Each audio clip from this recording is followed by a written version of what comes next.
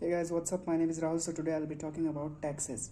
So taxes एक तरह का टूल है जिससे कि सरकार पैसे कमाती है और उसे अपने एक्सपेंडिचर्स के लिए खर्च करती है और यानी कि गवर्नमेंट की एक्टिविटीज़ में, पब्लिक स्पेंडिंग में, डेवलपमेंट में, रोड्स, रेलवेज, कंस्ट्रक्शन में या फिर सब्सिडीज़ प्रोवाइड करने में, पेंशन, सैलरीज, इन सब चीज़ों को प्रोवाइड करने में टैक्सेस मदद करते हैं सरकार की. Okay, so taxes is an important are an important tool for the government for uh, like for like fulfilling its needs and expenses, mostly because of the public. Okay, so government के taxes के बहुत सारे sources हैं.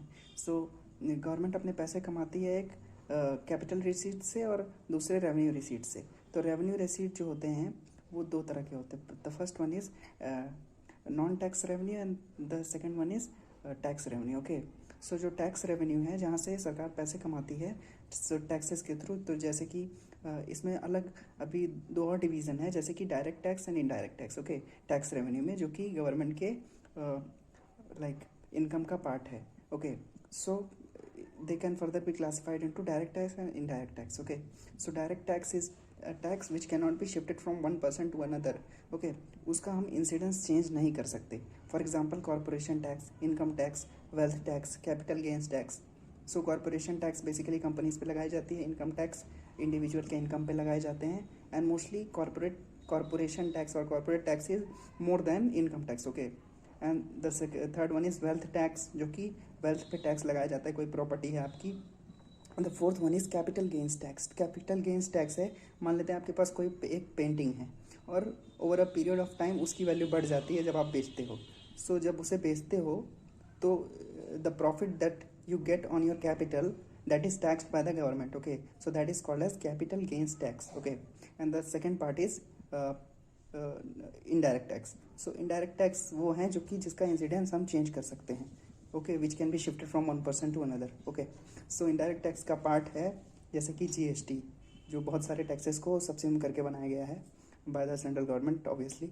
And the various other examples of indirect taxes are custom tax, excise tax, इस तरह के tax, service tax, इस तरह के टैक्सेस हैं जो कि इनडायरेक्ट टैक्सेस का पार्ट है. Okay, so over a period of time we have seen in the like exams like इस तरह के क्वेश्चंस पूछे जाते हैं कि पूछे जा सकते हैं कि corporation tax is lower than income tax और हायर देन इनकम टैक्स. तो हम जान लेते हैं कि कॉरपोरेशन टैक्स हमेशा इनकम टैक्स से ज़्यादा लगाया जाता है. दूसरा, the ratio between the tax to GDP ratio हमेशा सिंगल डिजिट में है, अभी तक लाइक डबल डिजिट में नहीं गया है, 5%, 6% रहता है.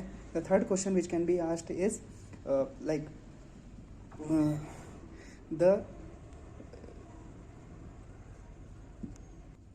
whether direct tax can be collection by the government is lower than the indirect tax or higher than the direct tax. Okay, so generally हम देखते हैं most of the cases in all the years we have seen the direct tax collection by the government is more than indirect tax. But Covid के time पे ऐसा देखा गया कि indirect tax collection ज़्यादा हो गया more than the direct tax. तो ये भी क्वेश्चन इस तरह से पूछा जा सकता है कि direct tax collection by the government has always been higher than indirect tax collection.